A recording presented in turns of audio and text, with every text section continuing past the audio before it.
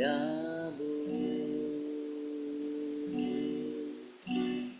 Allah mulia mawar syaron ku cinta.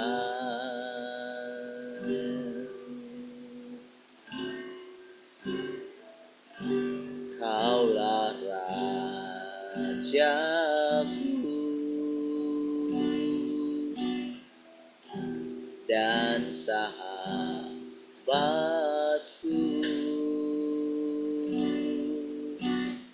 terindah, termanis Engkau bagiku.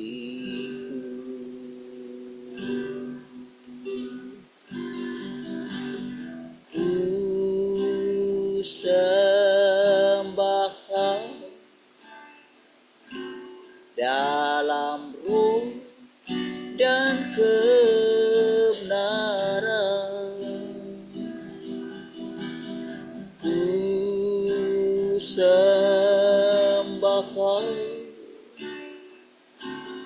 dalam roh dan kebenaran. Tak seorang pun jua seperti Kau, Yesus.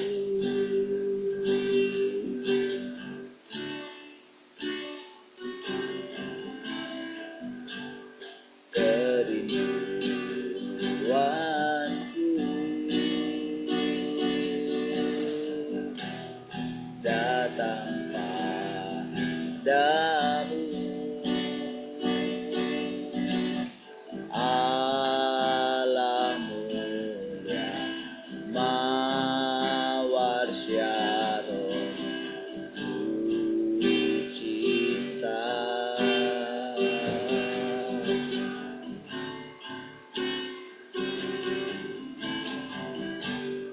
Kaulah Rajaku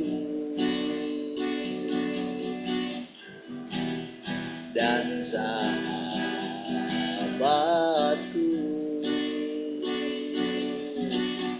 terindah, termanis Engkau bagiku.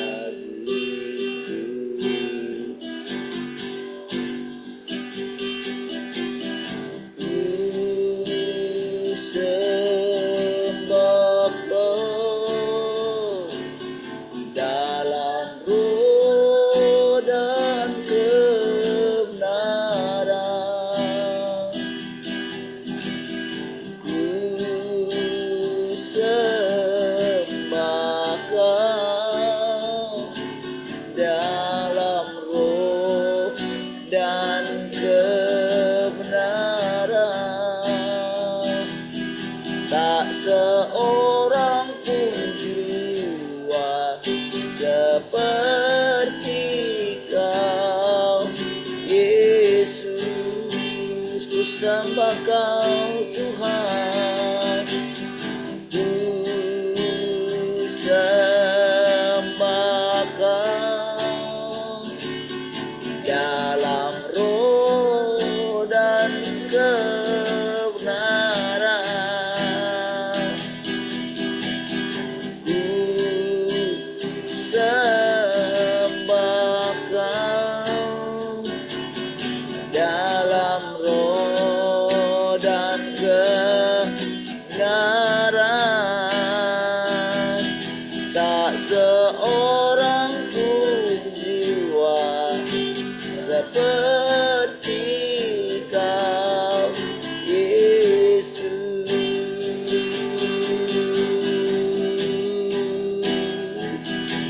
Tak seorang pun jiwa seperti Kau, Tuhan.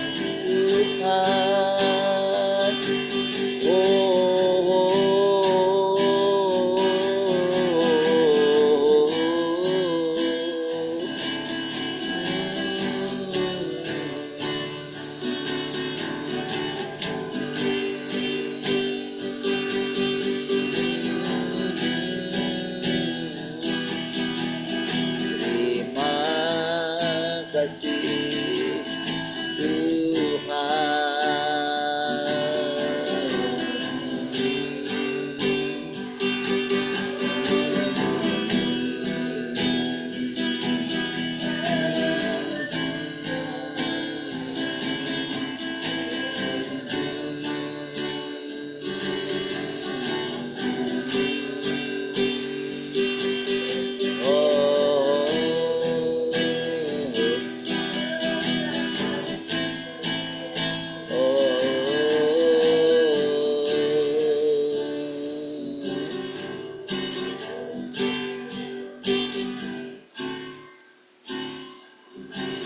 Kau sungguh indah, tiada taranya. Sungguh indah Tuhan, sungguh ajaib dimengerti,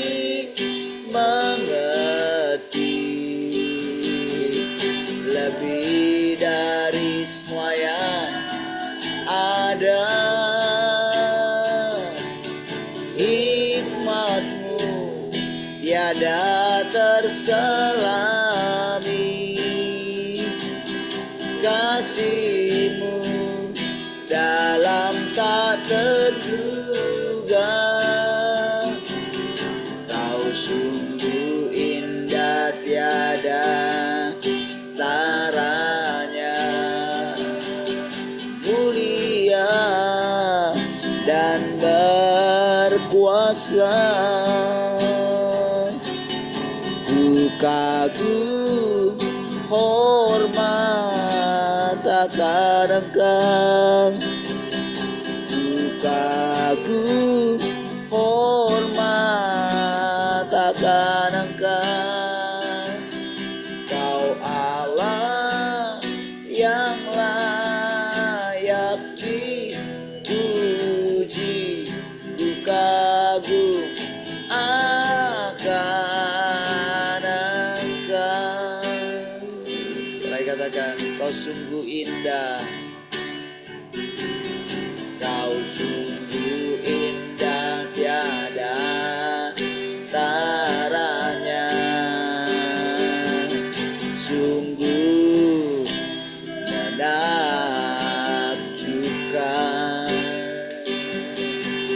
sungguh ajaib untuk dimengerti,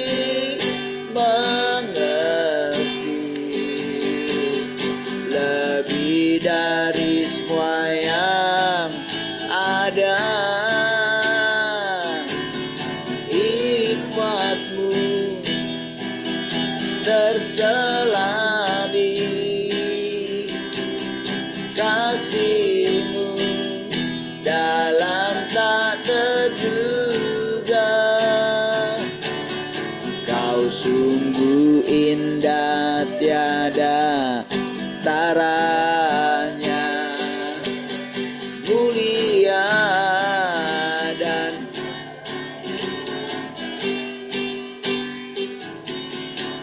kagum, hormat akan Engkau. Ku kagum, hormat.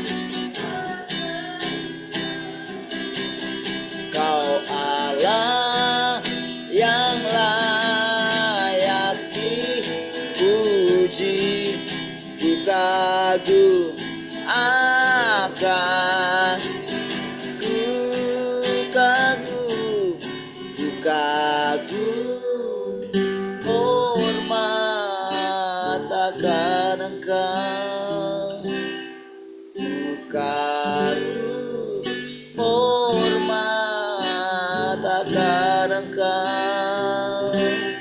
Kau Allah yang layak dipuji.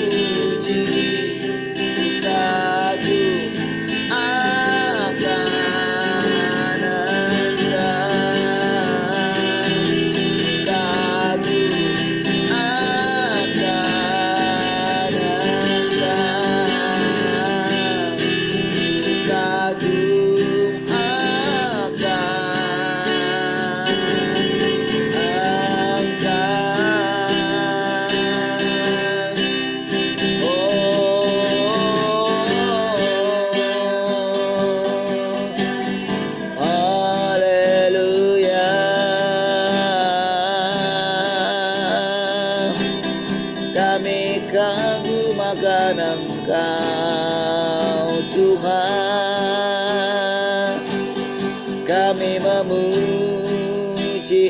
Engkau selama-lamanya Tuhan. Ku mau memuji-Mu, ku selalu puji-Mu, ku mau menyembah-Mu, ku selalu sembah-Mu. Kau yang layak terima semua pujian, kemuliaan. Hanya ku mau memuji-Mu, ku mau memuji-Mu, ku selalu puji-Mu, ku mau menyembah-Mu, ku selalu sembah-Mu. Kau yang layak terima semua pujian, kemuliaan. Hanya sekali lagi katakan, ku mau memuji-Mu, ku mau memuji-Mu, ku selalu puji-Mu, ku mau menyembah-Mu, ku selalu sembah-Mu. Kau yang layak semua pujian, kemuliaan. Hanya Kau yang layak, Kau yang layak terima semua kemuliaan. Hanya bagi Tuhan, Kau yang layak terima semua pujian, kemuliaan. Hanya bagi Tuhan.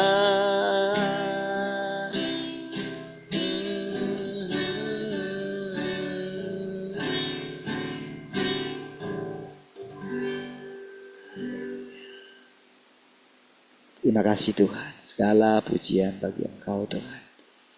Sungguh tak terselami segala hikmat-Mu Tuhan. Tapi Engkau terus mengajari kami supaya kami dapat mengenali watak-Mu yang sesungguhnya, mengenali Engkau Tuhan. Terima kasih Tuhan.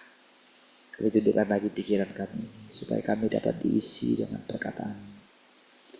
Kiranya segala paradigma yang lama, pikiran-pikiran yang lama boleh ditanggalkan dari pikiran kami, sehingga kami boleh terus masuk ke dalam pengertian-pengertian yang baru Tuhan, di mana bukan perkataan-perkataan manusia, bukan perkataan-perkataan dari diri kami sendiri, tapi dari Tuhan yang memenuhi segala sesuatu. Silakan ya Tuhan, kami merindukan Engkau Tuhan. Engkau berdaulat di atas semua Tuhan. Engkau yang mengajari kami. Engkau yang tahu apa yang menjadi kebutuhan terpenting kami dalam belajar akan Engkau Tuhan. Terima kasih Tuhan. Kami lapar dan haus akan Engkau. Penuhikanlah kami Tuhan dengan perkataan-perkataan-Mu, dengan hikmat-Mu Tuhan. Terima kasih Tuhan. Kami bersyukur, kami siapkan hati kami. Terpujilah Tuhan. Haleluya. Mari kita yang merindukan Tuhan sama-sama katakan amin. Baik, Tuhan.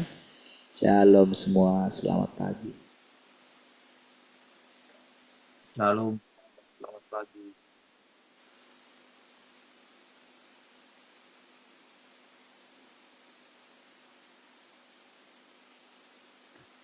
Shalom, selamat pagi semua.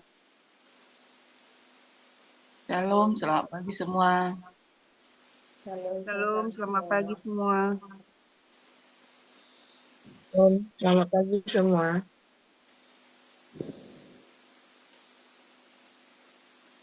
Baik, Tuhan. Semua semangat pagi ini nampaknya. Amen. Baik, ada yang mau sharing? Silakan.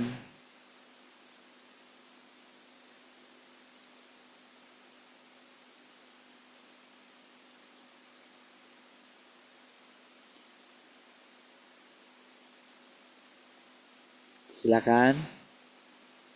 Mau cerita tentang pengalaman bersama dengan Tuhan.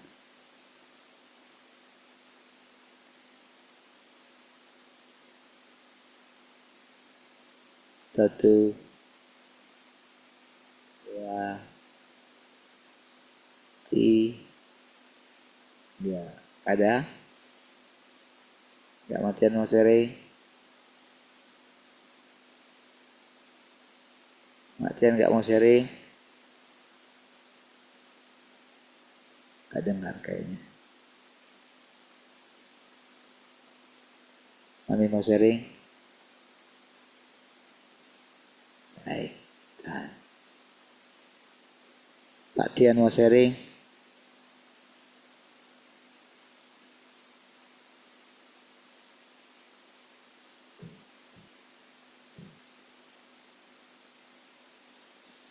Baik, silakan. Mari kita lanjutkan saudara.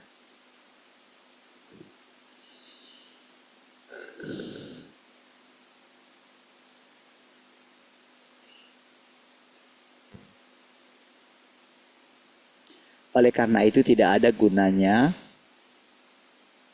berusaha untuk menyatakan dirimu sebagai Tuhan. Engkau hanya akan memiliki nama dan bukan substansi. Tuhan itu sendiri telah datang, tetapi tidak seorang pun mengenalinya. Tetapi dia melanjutkan pekerjaannya dan melakukannya sebagai representasi Roh Kudus. Entah engkau memanggilnya manusia atau Tuhan, Tuhan atau Kristus, atau memanggilnya dengan sebutan saudari, itu tidak masalah. Lihat ya.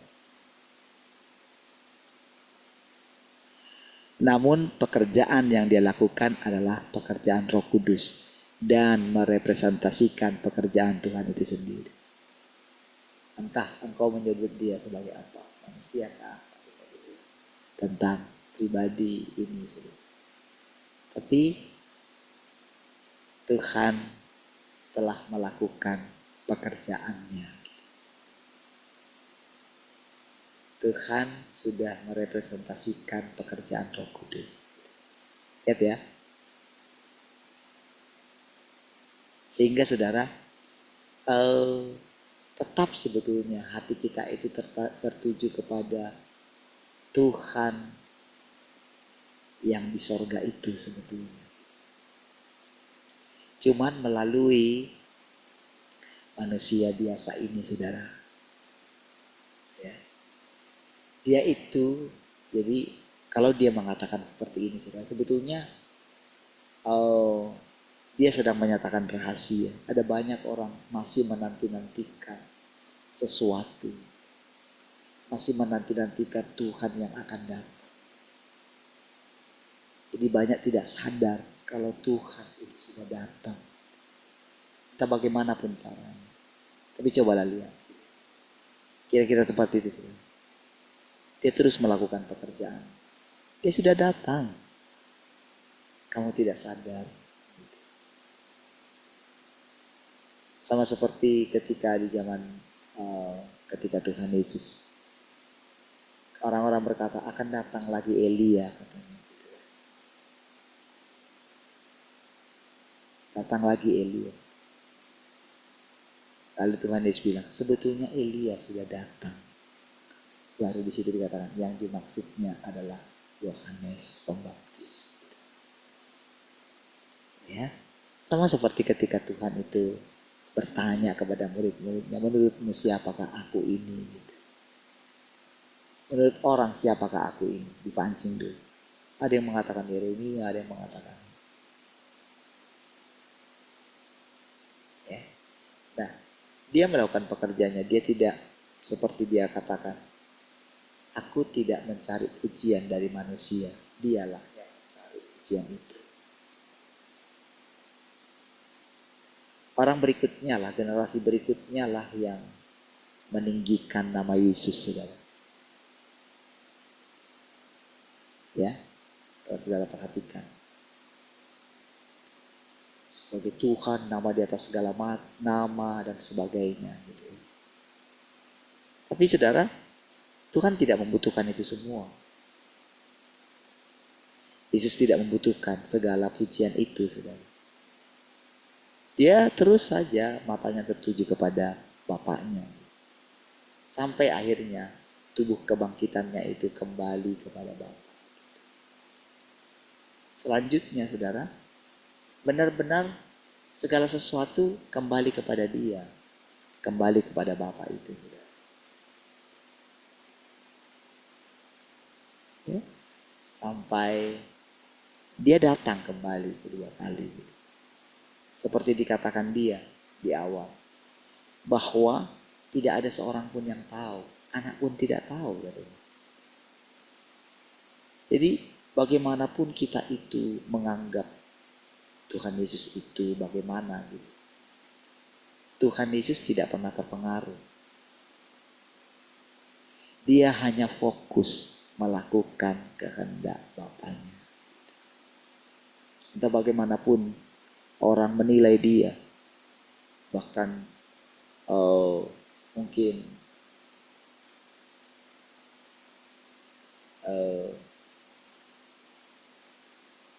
2/3 penduduk dunia ini adalah orang Kristen. Mungkin banyak sudah berubah gitu, negara-negara Eropa misalnya, walaupun mereka Kristen, tapi sebetulnya pada prinsipnya ya hanya sekedar merayakan Natal saja gitu. Ya, negara-negara Eropa bahkan menjadi negara ateis gitu. Tapi saudara, penduduk dunia didominasi oleh orang Kristen gitu. Tetapi saudara, Tuhan Yesus tidak pernah tertarik dengan semua itu, saudara. Makanya orang-orang banyak yang mengikuti dia, saudara, itu justru ditinggalkannya kan, saudara. Ingat ketika dia membuat mujizat itu, saudara. Dia hanya tertarik kepada orang yang mau mengikuti dia,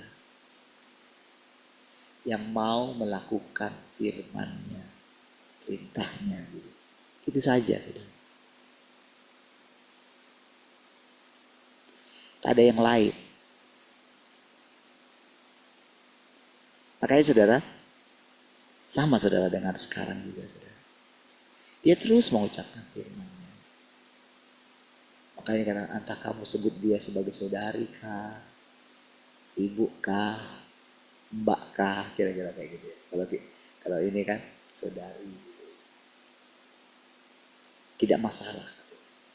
Namun pekerjaan yang dia lakukan, yang saudari ini lakukan, gitu. Kalau kita mau menyebut dia saudari, kalau kita menyebut dia ibu, adalah pekerjaan Roh Kudus dan merepresentasikan pekerjaan Tuhan itu sendiri. Kok bisa? Bisa. Sama seperti Tuhan pernah menjadi manusia, Yesus. Dia bisa melakukan. Sama seperti tidak diketahui oleh Ayub bagaimana Tuhan memilih dia. Atau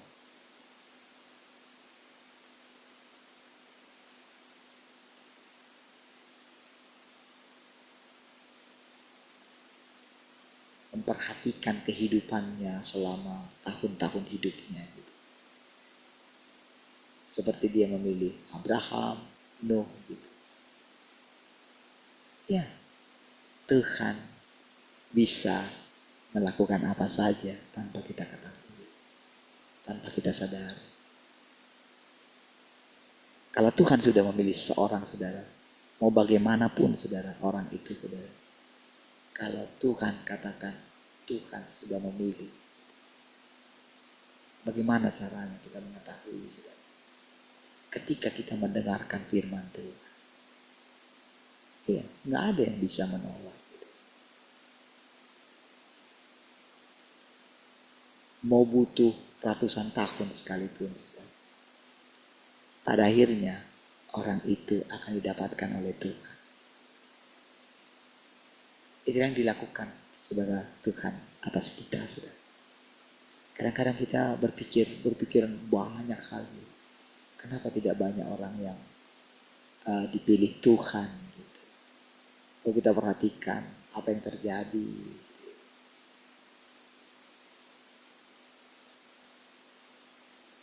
kapan perubahan itu terjadi?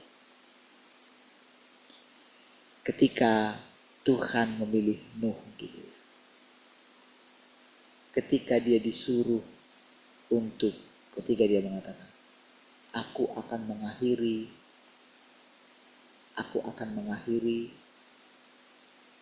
segala sesuatu atas dunia ini. Aku akan menghancurkan dunia ini. Aku akan mengakhiri zaman manusia ini. Tapi engkau berkenan bagiku. Buatlah bagimu bahtera dari kayu gofir. Saudara, berapa tahun Nuh membangun bahtera itu? 120 tahun. Ada di bagian firman Tuhan yang jelas dikatakan. Dia membangunnya 120 tahun.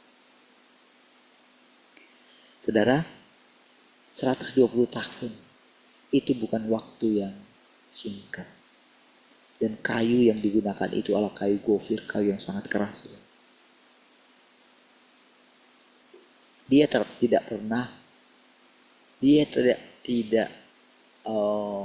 bertanya kepada Tuhan, kapan itu akan terjadi Tuhan? Dia itu hanya fokus melakukan firman Tuhan, apa yang disuruhkan kepada dia. Dia tidak menanyakan kepada Tuhan kapan itu akan terjadi. Dia terus melakukan, karena memang saudara, pada waktu itu saudara, itu hanya zaman di mana hanya tangan, saudara, tangan dan kaki yang bisa melakukan pekerjaan. Sistem belum seperti sekarang canggih. Dan belum ada kemajuan pengetahuan pada waktu itu, saudara. Tetapi ketika seseorang fokus kepada pekerjaannya, maka disitulah hikmat mengalir, saudara. Iya. Ketika seseorang itu fokus mencari, gitu ya, apalagi kalau dia itu benar-benar fokus kepada Tuhan, gitu, maka pastilah hikmat Tuhan di dalam dia itu akan muncul sendiri. Tapi tentu dibutuhkan ketekunan, saudara. Dia tidak ada waktu berbantah-bantahan dengan Tuhan. 120 tahun, saudara. Ketika diajarkan, gimana coba? Kira-kira kalau di antaramu adakah orang yang bisa setekun Nuh 120 tahun? Adakah yang bisa bertahan 50 tahun di antaramu?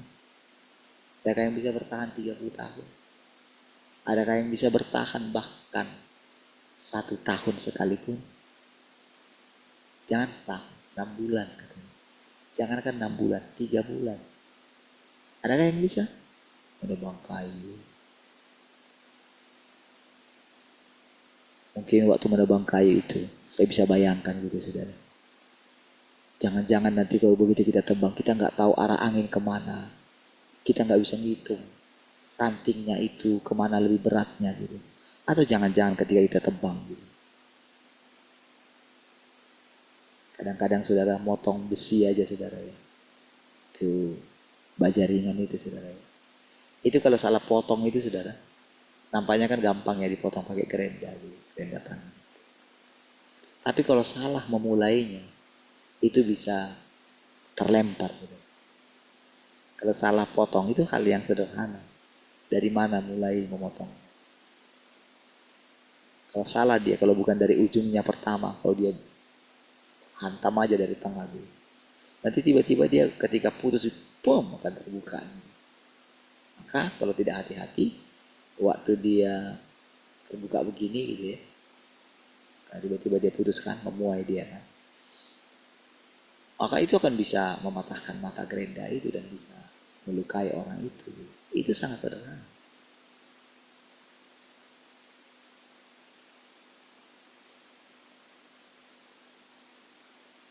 Karena dia akan tegang gitu. Ya kira-kira seperti itulah. Belum lagi saudara, kalau cobalah bayangkan kalau saudara pergi ke hutan, nyamuk lah segala macam, serangga-serangga, ular lagi mungkin kan bersarang di sana. Ya kan? Bagaimana lagi ejekan-ejekan orang, dia menghadapi ejekan orang. Kan itu kan perjalanan kita saudara kan.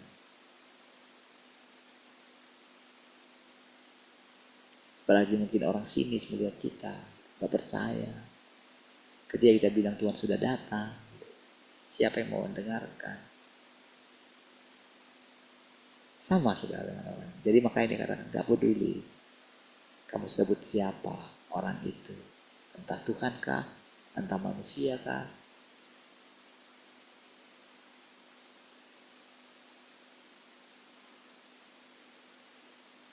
Saudara,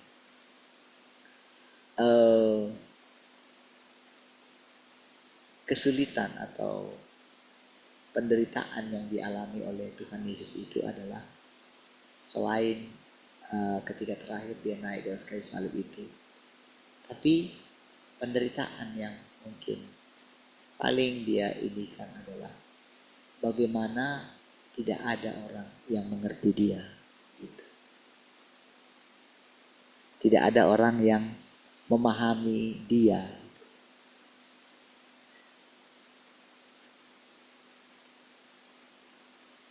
Apa yang dipikirkan dia gitu. Bahkan murid-muridnya pun gitu. Apalagi ketika mereka berusaha siapa yang terbesar di antara mereka. Itu menjadikan hati Tuhan gitu. Apalagi itu pas sudah dia mau naik dan kayu salib itu saudara. Apalagi ketika Petrus itu harus menegur dia gitu saudara.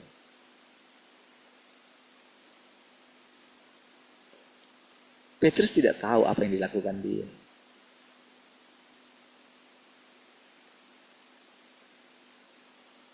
Jadi ketika semua mereka tercerai-berai, ketika dia sendirian menghadapi salib itu. Ya, tapi dia fokus melakukan pekerjaannya. Sama seperti Nuh tadi saudara. Siapa yang sanggup? Bahkan 15 hari sekalipun saudara. Itu suatu waktu yang sangat luar biasa untuk kita lewati.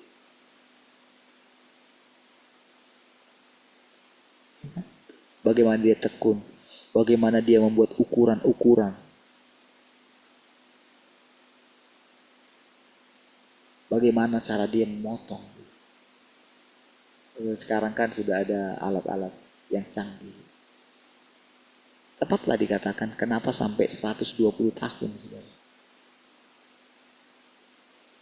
Dia tidak mengusikkan kapan Tuhan engkau menepati janji.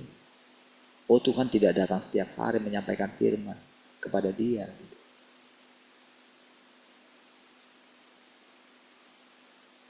Dia fokus selalu saudara melakukan pekerjaan. Terus gimana itu? Ketika datang sudah datang ukurannya kan, buatlah begini, buat itu. Tapi kan waktu pelaksanaannya kan ada detail-detail yang harus ditanyakan dia kan di dalam hatinya. Ini gimana ya Tuhan gitu. Sudah sampai di sini nih gitu. Ini gimana nih waktu apa? Kan dulu kan belum ada orang yang pernah membangun bahtera gitu. Sebesar itu mana ada? Gimana caranya? Gimana caranya untuk supaya nanti tidak ada kebocoran gitu kan? Yang paling terakhir itu kan penutupnya itu loh saudara. Yang terakhir kan pintu terakhir itu loh saudara. Siapa yang akan nutup? Kalau sistem sekarang kalau saudara lihat pintu pesawat aja saudara. Itu kan pakai hidrolik saudara. Saudara lihat pramugari menutup pintu pesawat itu kan. Karena ada tekniknya kan. Bukan masalah kuatnya orang itu yang nutup. Pramugari, perempuan bayangin bisa nutup itu. Tapi dia ada tekniknya. Tapi kan itu kan pakai hidrolik. Gimana pada waktu pintu yang sangat besar itu, bahtera itu saudara, untuk menutupnya? Saudara pernah nonton film 2012 itu? Bagaimana terakhir waktu pintunya mau ditutup itu kan? Wah ternyata tersangkut. Iya kan? Ada tersangkut alat bor mereka itu. Karena kan ada yang tidak punya uang yang mereka masuk melalui pintu rahasia itu kan. Tersangkut. Kalau tersangkut itu saudara, maka nggak akan bisa berlayar itu kapal saudara. Bukan seperti ini saudara. Karena kan akan dibayangkan dia kan terjadi seperti peristiwa Nuh itu kan. Wah disitulah serunya gitu saudara. Waktu menutup itu saudara. Harus nyelam mereka ke bawah. Iya, karena sudah jalan dia tersangkut. Kan ada apa namanya ya? Ada motor yang menggerakkan untuk menutup pintu itu, saudara. Waktu berputar dinamonya itu kan, ternyata tersangkut. Tapi saudara, disitulah saudara, Tuhan sendiri yang menutup katanya kan. Sehingga nggak bisa masuk, saudara.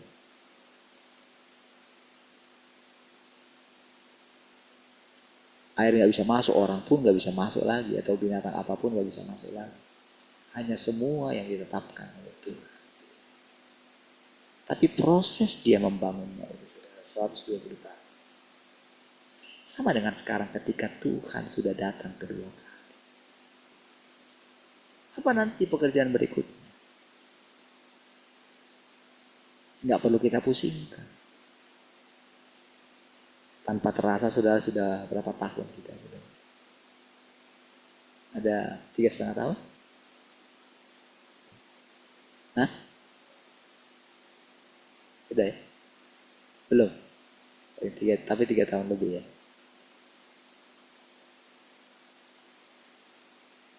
Coba ingat-ingat kembali saudara. Apa yang sudah kita lalui saudara? Coba lihat bagaimana Tuhan mengajar kita. Ya kan? Kita terus fokus saja gitu. Rasanya ketika misalnya saya, gimana ya Tuhan? Kan kita menjalani kehidupan kita biasa seperti setiap hari. Tapi ternyata Tuhan meneguhkan terus secara diam-diam dalam hati kita. Ya kan? Kita jauh beda lah dengan Nuh itu.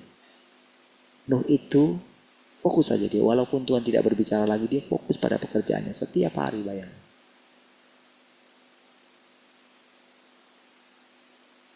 Ya, nggak ada tujuan dia hidup yang lain, nggak ada tujuan dia mau bangun rumah untuk dia apa gitu, nggak ada.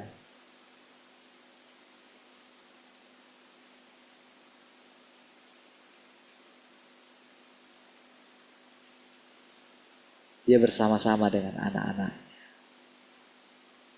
Tentu saudara, sebelum lahir anak-anaknya, saudara, dia sudah mengerjakan. Ya.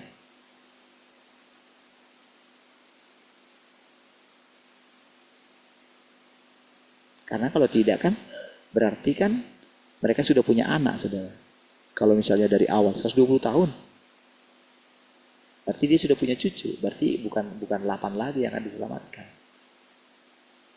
Berarti kan jauh sebelum mereka itu lahir, Nuh sudah melakukan pekerjaannya. Mengalir firman Tuhan. 120 tahun.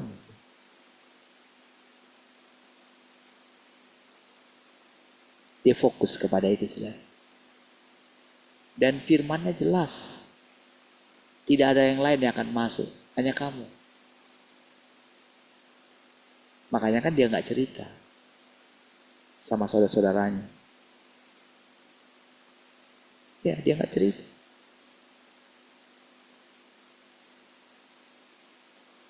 Bahkan kepada opungnya pun mungkin dia nggak cerita, kepada bapaknya pun dia nggak cerita. Karena ketika datang firman Tuhan itu orang tuanya sama mungkin opungnya ya masih hidup gitu. Kan ketika masuk itu kan, pas di situ Metusalah kan mati kan ketika masuk. Pas zamannya ketika mereka masuk ke Bahtera itu, di situ Metusalah, itu opungnya kan, baru dikatakan meninggal gitu. Di tahun yang sama. Kita kemarin sudah belajar sedikit kan. Dia gak membantahnya. Karena firman-Nya seperti itu. Oke lah, mungkin awal-awal dia membantah gitu. Mungkin seperti Musa gitu. Musa kalau sudah lihat ketika dia membantah, dia marah kan sama Tuhan. Aku gak mau pergi katanya. Lebih baik aku mati aja katanya. Waduh, coba lihat itu. Mati aja aku. Kalau kamu suruh aku, kalau kamu yang suruh malaikat yang berjalan di depan kami, nggak mau. Harus kamu sendiri. Waduh, harus engkau sendiri yang berjalan di depan kami. Jangan. Kalau aku nanti yang berjalan, mati nanti kata kamu semua. Karena aku gampang marah katanya. Kebetulan gitu. Enggak, kalau malaikatmu yang kau suruh, lebih baik aku nggak pergi. Mana caranya? Sama saudara. Siapa yang mau dikatakan sesat?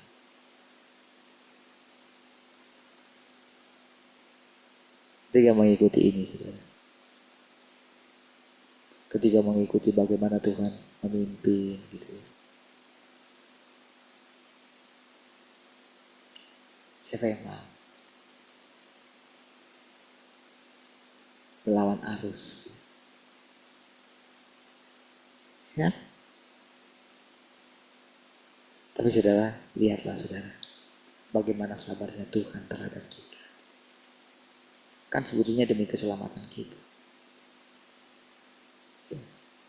Tahun ke tahun kita akan lewati. Si banyak yang kita lewati. Gak perlu kita pikirkan semua itu. Yang kita pikirkan adalah bagaimana menghidupi firman setiap hari. Bagaimana menerapkan firman setiap hari. Ya kan? Bagaimana saudara mulai berani cerita gitu. Ya? Baik, mari kita lanjutin. Dengan sebutan, dia tidak peduli dengan nama yang manusia gunakan untuk memanggil dirinya. Dapatkah nama menentukan pekerjaannya? Dengan sebutan apapun engkau memanggilnya, menurut pandangan Tuhan, dia adalah daging inkarnasi roh Tuhan. Dia merepresentasikan roh dan disahkan oleh roh. Nah, saudara. Coba saudara bayangkan bagaimana orang itu mengatakan, kalau saudara adalah orang ini. Ya, kan bisa aja dong. Untuk kita memahami bagaimana perasaan seseorang itu kan, kita kan mesti membayangkan diri kita seperti orang itu, saudara. Iya. Kira-kira gimana ketika dia mengatakan ini? Saudara bisa merasakan enggak? Bagaimana pandangan orang terhadap dirinya? Apakah dia nggak mendengarkan desas omongan orang? Misalnya, ketika orang lelucon sih, kamu sembarang ngomong, itu Tuhan loh. Misalnya kayak gitu kan. Didengar sama dia gitu kan. Misalnya ketika makan gitu. Misalnya ketika sikap mereka kayak memperlakukan dia sebagai, misalnya lah kalau kayak seorang pendeta aja saudara ya. Kadang-kadang kan risih kan. Ketika terlalu tinggi sekali saudara dia di ini saudara. Tapi ada orang yang menikmatinya gitu. Saya enggak lah. Karena Tuhan saya itu juga dia justru dia katakan dia datang melayani gitu. Apalagi saya gitu. Jauh lah saya daripada Tuhan saya itu. Kalau Tuhan saya merendahkan diri sedemikian rupa, masakan saya harus meninggikan diri? Oh, itu salah. Saya selalu begitu, saudara. Makanya sering sekali saudara saya menempatkan diri saya itu sama gitu seperti jemaat gitu. Nah, jadi bayangkan saudara, ketika makanya dia katakan ini, dengan sebutan apapun engkau memanggilnya, menurut pandangan Tuhan katanya. Dari situ saudara, coba lihat saudara, bagaimana dia memisahkan dirinya dari Tuhan itu. Jadi dia itu hanya, jadi apa yang dikatakan itu saudara, disitulah dia itu menyangkali dirinya saudara. Sama saudara seperti yang sering gitu ketika misalnya saya berbantahan dengan Tuhan itu. Makanya dia katakan, itu secara pribadi kepada saya, jangan takut, akulah perisai. Ini cara pribadi dalam hati saya gitu. Jadi kalau saya mendengarkan ketika saya mengucapkan perkataan itu, tahukah saudara, disitulah saya benar-benar merasakan pembelaan Tuhan. Itu yang membuat saya bisa dengan tekun mencoba berbicara dan membiarkan mulut saya itu suatu saat dipakai oleh Tuhan berbicara. Kenapa pada hilang semua ini? Ada masalah apa di tempat kalian semua hilang?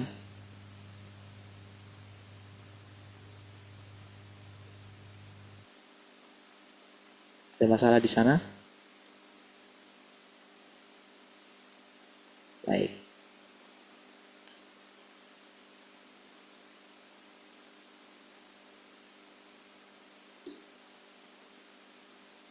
Jadi, dia tidak peduli dengan nama yang manusia gunakan untuk memanggil dirinya.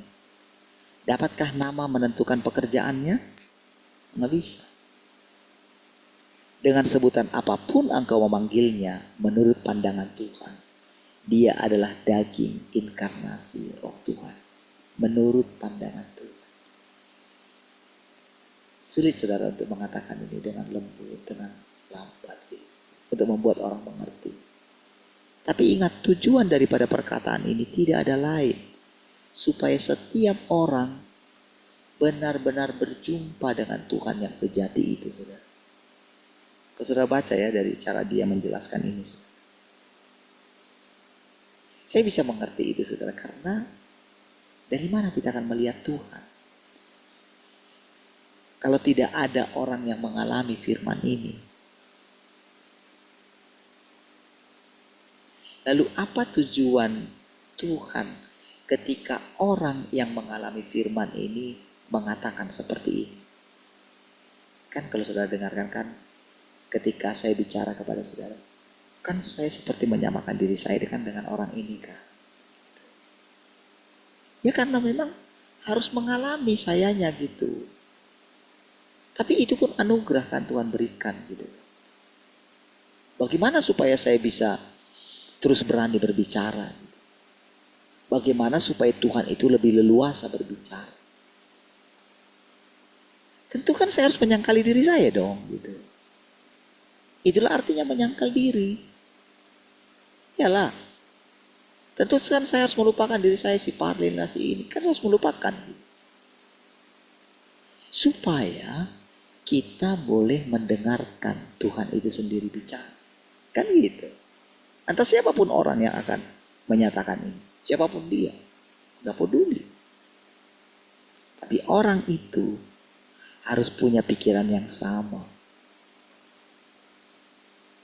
Makanya ketika dikatakan, sudah gak usah kau menyebutkan menganggap dirimu Tuhan itu. Gitu. Gak ada gunanya.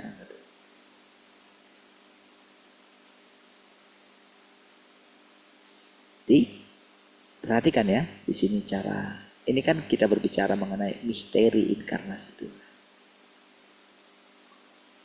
Jelaskan sendiri.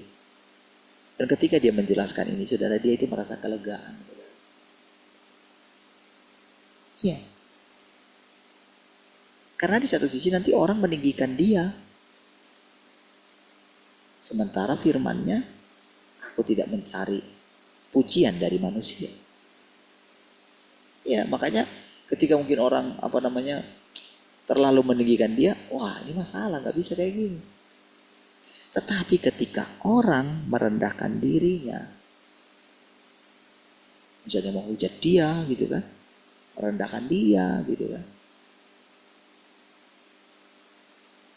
Bayangkan bagaimana ketika Harun dan Miriam ketika mengata-ngatai Musa. Coba lihat marahnya Tuhan itu. Iya kan? Marah sekali loh saudara. Sampai saudara ketika Harun itu membuat patung lembu emas itu, disitulah dia saudara benar-benar takut sekali kepada Musa. Iya. Kan waktu itu kan Harun itu kan merasa terus dia yang berbicara kepada Firaun gitu kan, dia yang ini fasih lidah dia kan. Jadi menganggap dirinya itu sama gitu dengan Musa. Padahal Tuhan yang melihat hati. Iya kan? Ternyata waktu Musa meninggalkan dia, ternyata dia membiarkan bangsa itu membuat patung lembu gitu. Bahkan sebetulnya dia yang buat kok.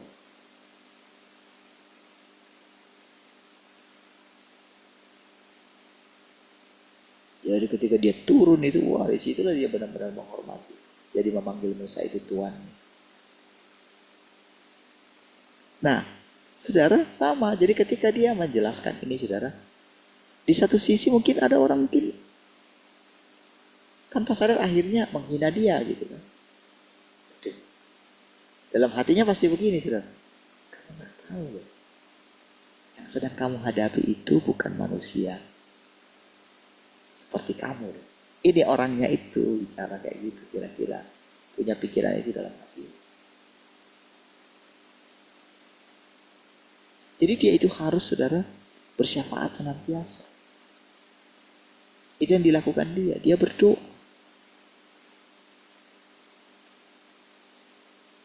Dia bersyafaat. Kan itu juga yang dilakukan oleh Tuhan Yesus. Ketika Tuhan Yesus melihat ambisinya Petrus, suatu saat akan membunuh dia. Ambisinya dia. Ya. Karena dia tahu dalam diri orang-orang itu masih punya ambisi supaya negara mereka itu eksis sudah. Karena pada waktu itu mereka dijajah.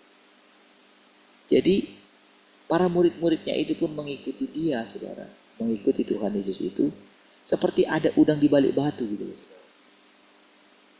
Ada ambisi yang tersembunyi dalam diri mereka dan Tuhan Yesus tahu. Apalagi kan ketahuan itu dari bagaimana mereka ingin bersaing satu dengan yang lain gitu kan. Siapa nanti akan jadi pengganti Tuhan? Siapa yang ada di samping kiri, samping kanannya Tuhan? Para orang tua mereka juga begitu kan? Makanya orang tuanya Yakobus dan Yohanes itu kan, ibunya itu kan datang sama Tuhan Yesus.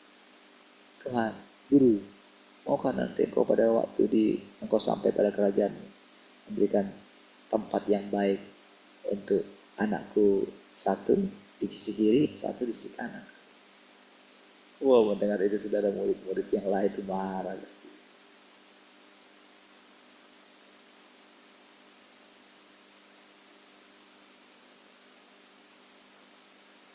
Iya, ketika dia mengetahui. Saudara, sama saudara seperti ketika Tuhan mau menyatakan dirinya itu melalui manusia biasa ini gitu. Pastikan dia akan menghadapi juga dalam diri saya. Kan wajar kan ketika Tuhan memilih seseorang. Sama ketika Tuhan memilih Maria lah, coba ingatlah. Oh, dia bangga sekali kan ketika dia sudah tahu, apalagi ketika dia berbicara, berjumpa dengan Elizabeth itu kan, yang ternyata sudah mengandung juga gitu kan, di masa tuanya gitu. Kan itu mujizat. Lalu ketika Maria masuk ke rumahnya, lalu Elizabeth bilang begini, wow, siapakah aku ini? Sampai Tuhan, ibu Tuhanku datang mengunjungi aku. Coba saudara, apa enggak bangga sekali saudara, Maria saudara. Mereka belum pernah cerita gitu, belum ada kayak sekarang saudara, media sosial. Mereka tidak ada chat-chat pribadi saudara. Mereka tidak ada video call. Datang di situ tiba-tiba saudara. Anak bayi yang dalam kandungan Elizabeth, yaitu Yohanes itu, tiba-tiba melonjak gitu saudara. Sampai makanya dia bernubuat kan. Wow, siapakah aku ini? Sampai ibu Tuhanku datang mengunjungi aku katanya. Wow, mendengar itu kan pasti siapapun saudara. Wow, itu mereka mungkin cerita gitu kan. Pengalaman-pengalaman roh yang mereka alami saudara. Pastilah Maria cerita di situ.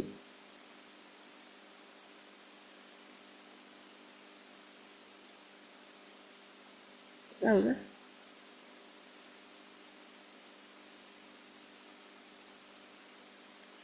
Tapi kan Yesus juga ketika dia mulai menyadari siapa dirinya. Coba lihat pertumbuhan dia. Ya normal seperti kita ini saudara. Ketika kita mengalami Tuhan gitu loh saudara. Sama dengan orang-orang itu ketika dulu mereka siapa. Sebelum mereka jadi hamba Tuhan besar. Mereka orang-orang yang bangkrut mungkin segala macam. Tapi ketika Tuhan datang sama mereka, mungkin wah, karya-karya Tuhan muncul. Tapi saudara, tahap berikutnya mereka tidak mau melewatinya. Saudara, dengan yang kita alami sekarang,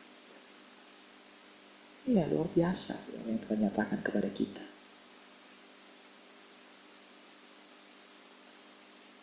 Tapi saudara, dia tahu saudara. Dia tahu mungkin bagaimana saya, wow, euforia terhadap pilihannya. Ketika misalnya dikatakan masalah anak laki-laki, itu pasti, ya kepala saya besar juga gitu.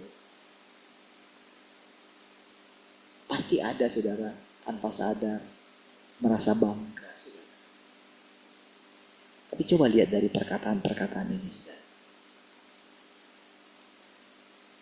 Berarti kan ada pilihan-pilihan yang harus diambil oleh orang ini saudara. Oleh pribadi. Kalau kita bisa membicarakan tentang Yesus, apa kita tidak bisa membicarakan orang ini? Makanya dia katakan, tidak peduli kalian panggil saya siapa.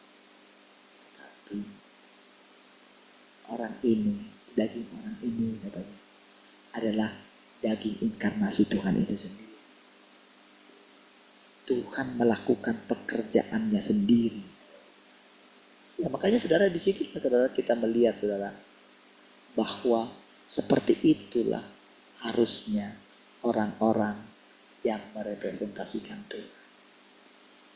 Jadi inilah misteri inkarnasi Tuhan itu saudara.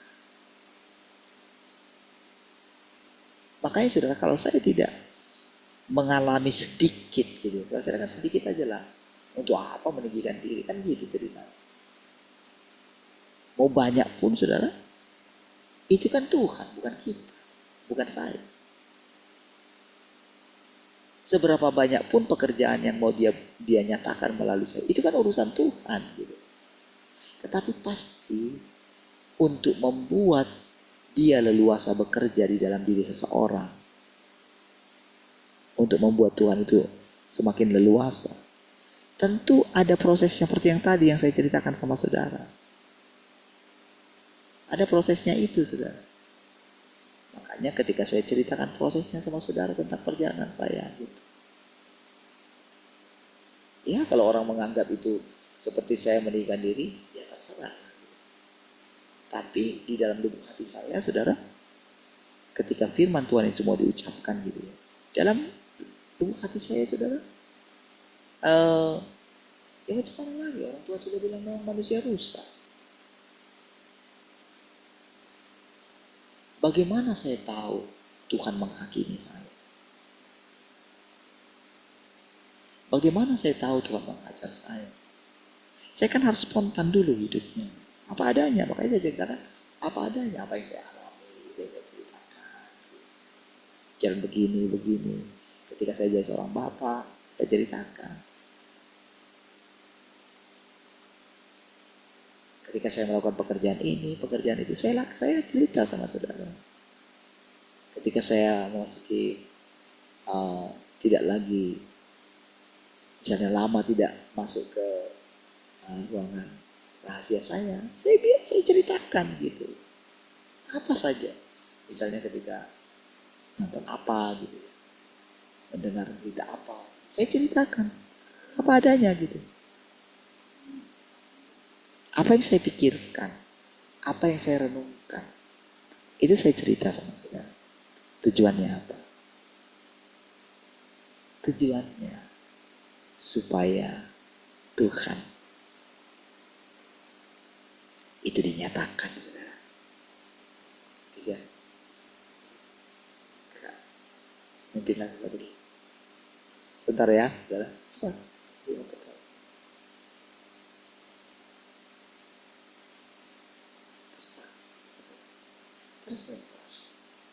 Sebentar ya.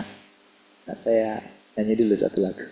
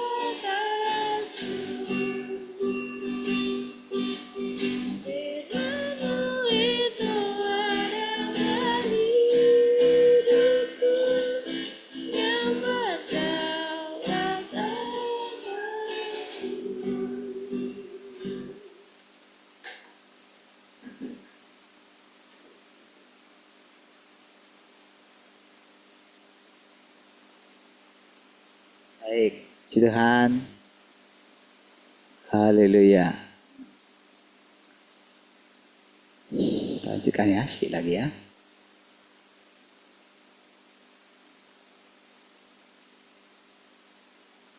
Oke, lihat.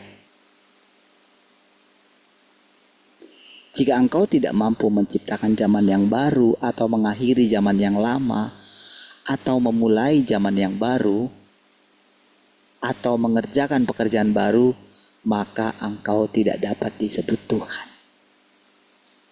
Jadi saudara, ini yang dikatakan saudara misteri.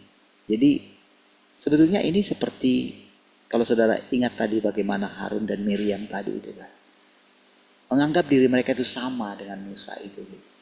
Tapi Musa memiliki hati yang sangat lembut. Sehingga Tuhan bela dia. Gitu.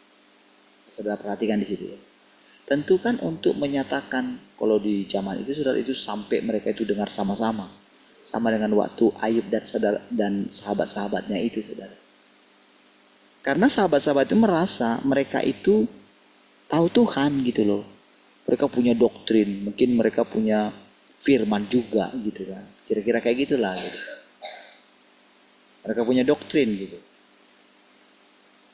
Jadi mereka itu mau menyalahkan Ayub pada waktu itu kan. Di situ Tuhan harus menyatakan dirinya. Kamu nggak tahu ya katanya. Makanya cepat kamu persembahkan korban. Dan kamu mesti minta doanya dia. Karena hanya doa dia lah yang kudengarkan. Itu loh saudara.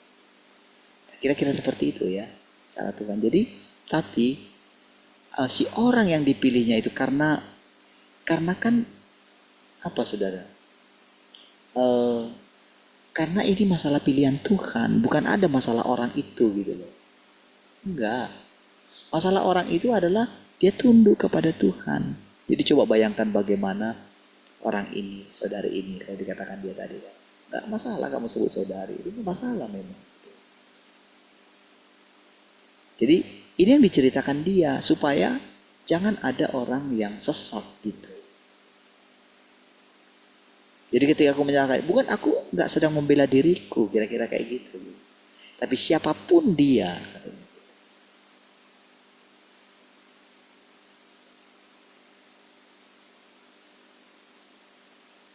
Makanya saudara, dia itu benar-benar kalau saya boleh rasakan.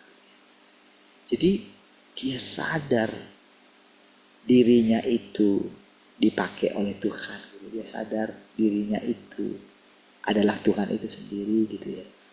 Tetapi ada roh lain yang ya itu yang disebut roh Kristus gitu saudara. Itu yang Kristus itu yang dikatakan tidak menganggap kesetaraan dengan Allah sebagai milik yang harus dipertahankan. Jadi dia membatasi dirinya.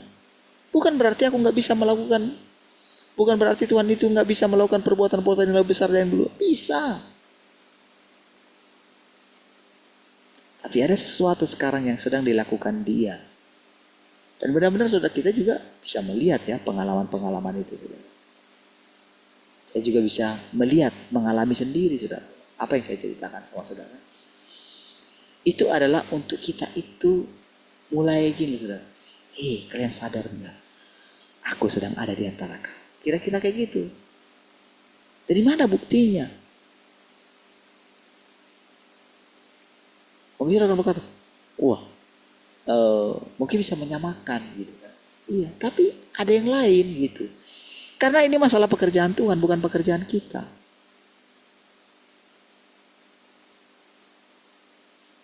Orang yang dipakainya itu dia tetap merendahkan dirinya. Karena Yesus juga demikian.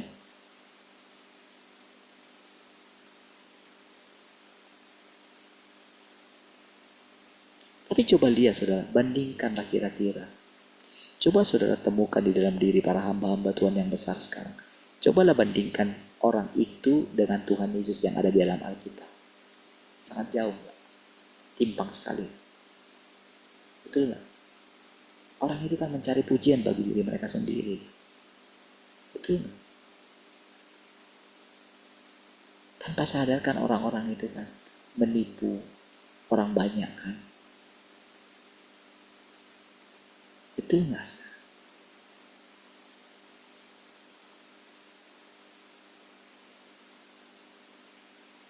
Bagaimana dengan berbagai macam cara, dengan perkataan-perkataan yang manis kan? Kalau engkau berada di sini, engkau akan diberkati. Kalau engkau menabur di sini, pasti engkau menabur di ladang yang subur kan itu. Mereka masih tahu, hati-hati sekarang banyak hamba Tuhan yang menyesatkan. Hati-hati kan begitu kan? Atau mungkin mereka membuat diri mereka seperti orang yang penuh urapan. Cobalah lihat. Mungkin mereka pergi, saudara-saudara, saya ada di, mereka pergi ke Israel gitu. Saya merasakan ada urapan Tuhan yang akan dia berikan kepada jemaat Tuhan. Bersiap-siap. Kayak gitu kan? Gitu. Apakah Tuhan Yesus seperti itu? Saudara? Bandingkan. Enggak ada.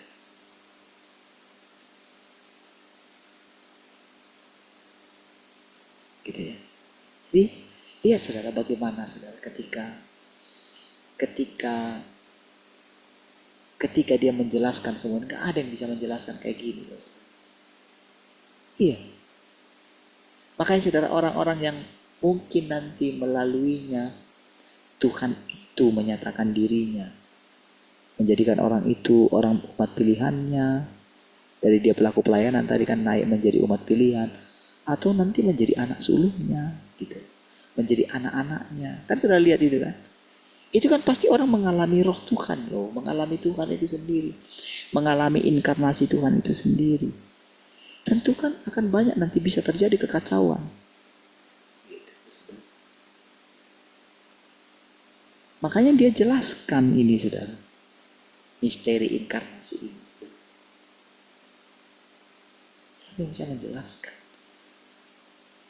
Tapi kalaupun Tuhan yang menjelaskan melalui mulut siapa, kan itu yang jadi permasalahan saudara. Siapa yang berani? Siapa yang punya hati yang lembut? Siapa yang punya hati yang siap untuk menyampaikan semua perkataan ini? Nah, kira-kira kayak gitu yang kita alami saudara. Ya kan?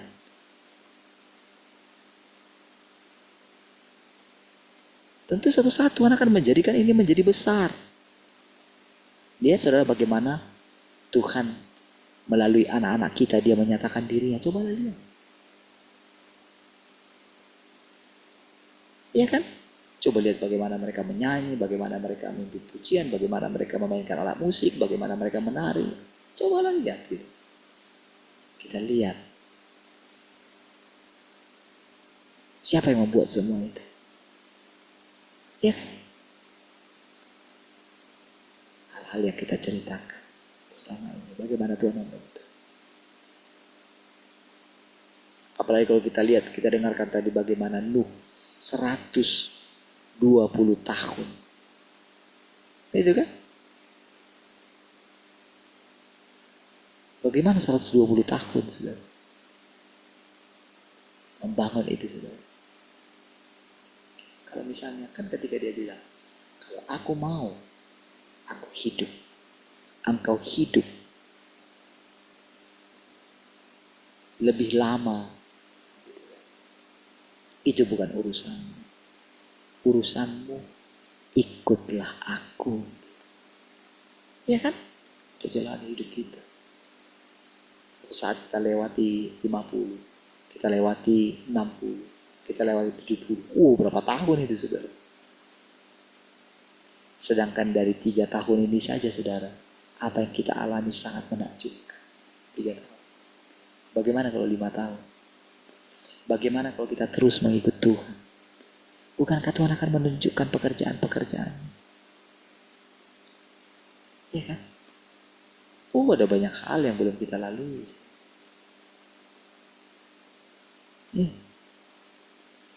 Sedangkan teman-teman kita aja baru misalnya menikmati berkat sedikit aja sudah meninggalkan kok. Iya kan? Betul enggak? Baru sedikit mengalami berkat. Ya kan? Tapi ya bisa ditutupi. Tapi bagaimana kalau kita terus mengalami itu? Ada banyak orang kata hanya anugerah Tuhan sekarang yang membuat kita bisa berjalan terus bersama dengan Tuhan. Ada yang lain, anugerah Tuhan, pilihan Tuhan. Baik saudara, kita berdoa. Terima kasih Tuhan, kami bersyukur pagi hari ini. Terpujilah Engkau yang terus mengajari dan membimbing kami. Terima kasih Tuhan. Segala kemuliaan bagimu. Haleluya. Semua yang mengasihi Tuhan sama-sama katakan. Amin. Tuhan.